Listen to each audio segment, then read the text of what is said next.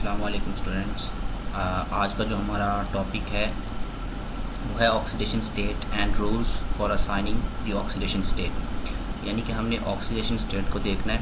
Chapter number 7 हमने start किया हुआ है, जैसा कि आपको पता है इलेक्ट्रोकेमिस्ट्री के बारे में। तो आज हम देखेंगे ऑक्सीडेशन स्टेट क्या होती है और इसको किस तरह से असाइन किया जाता है। नंबर 1, सबसे पहले तो हम देखेंगे ऑक्सीडेशन स्टेट होती क्या है। ऑक्सीडेशन स्टेट या इसको ऑक्सीडेशन नंबर भी कहते हैं, इसको ON से ज़ाहिर किया जाता है, जैसा कि आप देख रहे हैं।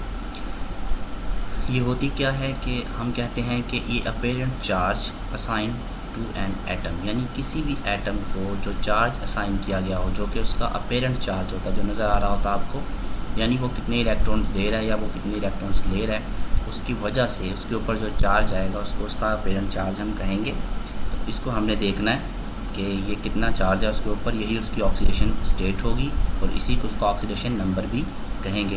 एग्जांपल लेते हैं इसकी एक छोटी सी, जैसा कि हाइड्रोक्लोरिक एसिड होता है HCl, इसके अंदर हाइड्रोजन की जो ऑक्सीडेशन स्टेट होगी वो होती है +1। वो +1 क्यों होती है? आप सबको पता है कि हाइड्रोजन जो है ये एक इलेक्ट्रॉन डोनेट कर सकता है, तो जो इलेक्ट्रॉन डोनेट करता है उसके ऊपर पॉजिटिव चार्ज आता है, इसलिए इसने यहाँ पे एक इलेक्ट्रॉन डोनेट किया तो इसके ऊपर +1 चार्ज है, इसकी ऑक्सीडेशन स्टेट भी +1 होगी। इसी तरह क्लोरीन है, क्लोरीन जो है ये एक इलेक्ट्रॉन एक्सेप्ट करता है, जिसकी वजह से ये नेगेटिव चार्ज आता है इसके ऊपर, और -1 इसकी ऑक्सीडेशन स्टेट होगी इस कंपाउंड के अंदर, हाइड्रोक्लोरिक एसिड के अंदर। और ये फॉर्मेशन भी किस वजह से होती है? क्योंकि हाइड्रोजन एक इलेक्ट्रॉन दे रहा होता है और वो एक इलेक्ट्रॉन एक्सेप्ट कर रहा होता है, तो इसको इसकी ऑक्सीडेशन स्टेट -1 इसीलिए होगी। नेक्स्ट चलते हैं, कुछ रूल्स हैं हमारे पास जो हम ऑक्सीडेशन नंबर को असाइन करने के लिए यूज़ करते हैं। तो ऑक्सीडेशन नंबर को असाइन करने के लिए जो रूल्स हैं उनको हम 1 बाय 1 स्टडी करेंगे। नंबर 1 जो रूल होता है, ऑक्सीडेशन नंबर जो होगा किसी भी एलिमेंट, तमाम एलिमेंट्स का जो ऑक्सीडेशन नंबर होता है, जब वो एलिमेंट फ्री स्टेट में होगा, यानी वो किसी कंपाउंड की फॉर्म में नहीं होगा, वो सिर्फ उसके प्योर एटम्स होंगे उसी एलिमेंट्स के, तो वो उसका जो ऑक्सीडेशन नंबर होगा वो 0 होगा उस टाइम पे, क्योंकि उसके ऊपर कोई चार्ज नहीं है, वो ना कोई इलेक्ट्रॉन डोनेट कर रहा है, ना वो कोई इलेक्ट्रॉन एक्सेप्ट कर रहा है, तो जाहिर है कि उसका जो ऑक्सीडेशन नंबर होगा वो 0 होगा।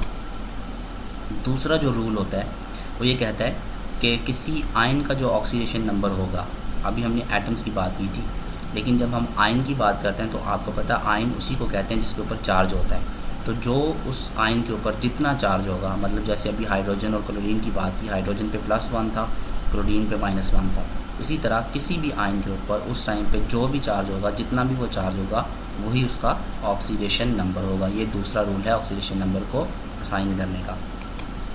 फिर नंबर 3 रूल जो है वो ये कहता है, अगर हम पीरियोडिक टेबल के हिसाब से देखें कि किस एलिमेंट पे या किस एटम पे जो ऑक्सीडेशन स्टेट है उसकी या ऑक्सीडेशन नंबर है वो कितना उसका, तो हम ग्रुप वाइज अगर देखें तो अगर हम बात करते हैं ग्रुप 1 के एलिमेंट्स की, तो उनके जो एटम्स होते हैं उनका ऑक्सीडेशन नंबर जो है वो 1 होगा, +1 होगा, क्योंकि आपको पता है जो ग्रुप 1 है ये मेटल्स होते हैं, और ये मेटल्स जितने भी होते हैं ये इलेक्ट्रॉन्स जो हैं उसको डोनेट करने की सलाहियत रखते हैं। तो ग्रुप 1 के जितने भी एटम्स होंगे उनका जो ऑक्सीडेशन स्टेट होगी या ऑक्सीडेशन नंबर होगा वो +1 होगा।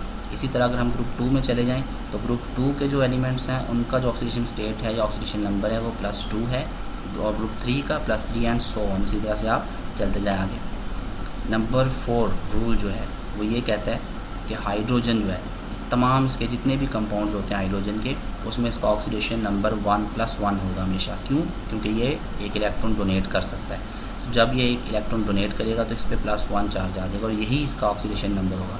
लेकिन जब ये हाइड्रोजन मेटल्स के साथ रिएक्ट करेगा, मेटल हाइड्राइड्स बनाएगा, तो फिर इसके ऊपर -1 चार्ज आएगा। उसकी वजह ये है, जैसा कि अभी बताया आपको मैंने, कि मेटल्स जो होते हैं ये डोनर्स होते हैं, इलेक्ट्रॉन डोनेट करते हैं, तो ये इलेक्ट्रॉन एक्सेप्ट किसी भी सूरत में नहीं करेंगे। तो इस वजह से जब हाइड्रोजन जो है वो मेटल्स के साथ रिएक्ट करेगा तो इसमें ये फिर इलेक्ट्रॉन्स को एक्सेप्ट करेगा, ये इलेक्ट्रॉन डोनेट नहीं करेगा, इस वजह से इसके ऊपर माइनस चार्ज आ जाएगा, -1 चार्ज आ जाएगा। और ये जो है इसका ऑक्सीजन स्टेट भी उस फॉर्म में, यानी जब ये मेटल हाइड्राइड की फॉर्म में होगा तो -1 ही होगा। नंबर 5 रूल जो है वो ये कहता है कि ऑक्सीजन का जो ऑक्सीडेशन नंबर होता है इसके तमाम कंपाउंड्स के अंदर, जितने भी इसके कंपाउंड्स होते हैं उसमें वो -2 होगा। जबकि अगर हम पारोक्साइड्स की बात करें, यानी जैसे हाइड्रोजन पारोक्साइड H2O2 होता है, तो उसमें भी जो ऑक्सीजन है, क्योंकि वो पारोक्साइड है, तो उसमें ऑक्सीजन का जो ऑक्सीडेशन स्टेट होगी या इसका ऑक्सीडेशन नंबर जो होगा वो -1 होगा। और जब हम बात करते हैं ऑक्सीजन OF2 कंपाउंड जो है इसके अंदर जो ऑक्सीजन है, इसका जो ऑक्सीजन स्टेट होगी वो +2 होगी। तो मुख्तलिफ बाकी जितने भी इसके कंपाउंड्स ऑक्सीजन के होंगे उनमें ये -2 ही रहेगी हमेशा। नंबर 6 रूल जो ये कहता है, किसी भी चीज़ के अंदर कोई भी कंपाउंड है हमारे पास, उसमें हम ये देखेंगे कौन सा एटम जो है वो ज़्यादा इलेक्ट्रोनेगेटिव है, यानी कौन सा ऐसा है कि नेगेटिव चार्ज जिसके ऊपर होना चाहिए। इलेक्ट्रोनेगेटिव एटम कौन सा होता है, आपको पता है इलेक्ट्रोनेगेटिविटी क्या होती है। तो जो भी एटम जो है वो ज़्यादा इलेक्ट्रोनेगेटिव होगा उसका ऑक्सीडेशन नंबर नेगेटिव होगा।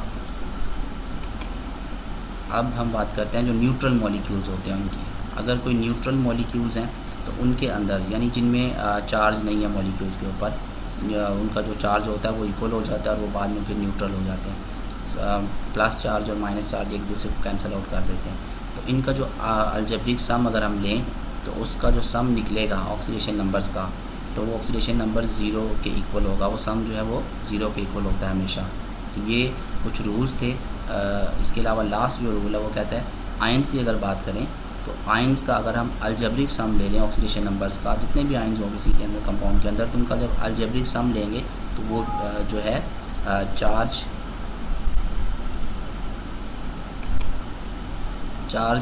जो है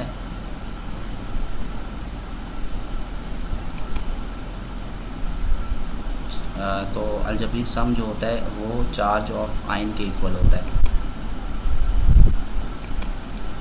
एग्ज़ाम्पल हमारे पास आपकी बुक के अंदर 7.1 एग्ज़ाम्पल है। वो कह रहा है कि नाइट्रिक एसिड दिया हुआ है HNO3, इसके अंदर जो हाइड्रोजन का ऑक्सीडेशन नंबर दिया गया वो +1 है, जैसा कि आप यहाँ पे देख रहे हैं ये +1 इसका हाइड्रोजन का ऑक्सीडेशन नंबर है और -2 ऑक्सीजन का ऑक्सीडेशन नंबर है।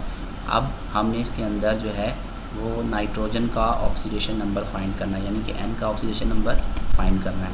तो हम फार्मूला वही अप्लाई करेंगे कि वो जब, जैसा कि अभी हमने कहा था कि sum of all oxidation number is equal to 0, तो यही फार्मूला हम यहाँ पे अप्लाई करेंगे HNO3 के केस में। यहाँ पे आप देख रहे हैं ऑक्सीडेशन नंबर हाइड्रोजन का लिखेंगे सबसे पहले, plus oxidation number of nitrogen plus oxidation number of oxygen. यहाँ पे ये 3 क्यों आया, क्योंकि HNO3 के अंदर अगर आप देखें तो यहाँ पे ये 3 मौजूद है, तो ये 3 यहाँ पे मल्टीप्लाई हो जाएगा। तो बाकी ऑक्सीडेशन नंबर ऑफ ऑक्सीजन हम यहाँ पे पुट करेंगे। तो जब हम वैल्यूज़ पुट करते हैं तो ऑक्सीडेशन नंबर ऑफ हाइड्रोजन कितनी थी, +1 थी। यहाँ पे आप देख सकते हैं ये +1 है, वो यहाँ पे वैसे ही आ गई।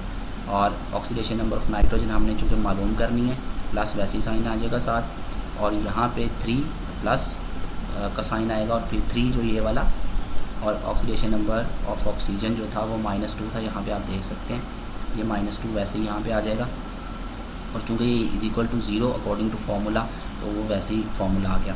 अब हम इसको सॉल्व करते हैं। +1 वैसे ही आ जाएगा, ऑक्सीडेशन नंबर ऑफ नाइट्रोजन हमने मालूम करना है, और ये 3 जब मल्टीप्लाई होगा 2 के साथ तो 6 आ जाएगा। -6 क्यों है, क्योंकि आप जानते हैं जब प्लस माइनस माइनस के इक्वल होता है, तो ये -6 आ जाएगा। अब हम ऑक्सीडेशन नंबर ऑफ नाइट्रोजन को मालूम करना चाहते हैं, इसको इसी साइड पे रखेंगे। ये +1 जो है ये यहाँ से जब उस साइड पे जाएगा तो ये -1 हो जाएगा। इसी तरह ये -6 है, जब ये इक्वल के दूसरी साइड पे जाएगा तो ये +6 हो जाएगा। ये +6 में से -1 जब इसको माइनस करेंगे तो +5। इसका मतलब है कि नाइट्रोजन का जो ऑक्सीडेशन नंबर होगा वो +5 होगा। इस तरह से आप किसी भी कंपाउंड के अंदर जो है ऑक्सीडेशन नंबर को फाइंड कर सकते हैं। अगर इसके बारे में आपका कोई क्वेश्चन हो तो आप पूछ सकते हैं। Thank you.